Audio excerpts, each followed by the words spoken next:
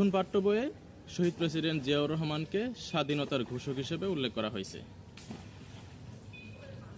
মুক্তিযুদ্ধ তো একটা কথা বলি, ভয় লাগে মুক্তিযুদ্ধ নিয়ে কথা বলতে। তারপর একটা কথা বলি, আমরা জেনজিরা কিন্তু মুক্তিযুদ্ধ দেখি নাই, হ্যাঁ, কিন্তু গত 20টি বছর শেখ হাসিনা রেজিমের সময় মুক্তিযুদ্ধ নিয়ে বাংলাদেশে কী হয়েছে সেটা কিন্তু আমরা দেখেছি।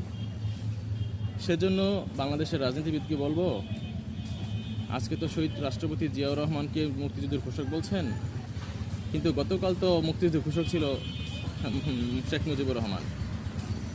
আসলে দুর্ভাগ্য আমাদের, একটা দেশের মুক্তিযুদ্ধ দেশের মানুষকে কিভাবে দ্বিধা বিভক্ত করে, কিভাবে দলাদলি করে, কিভাবে মুক্তিযুদ্ধ নিয়ে মানুষের সাথে রাজনীতির নোংরা খেলা হয়। আমার মনে হয় বাংলাদেশের মতো এই ধরনের উদাহরণ বেশি খুবই কম পাওয়া যাবে।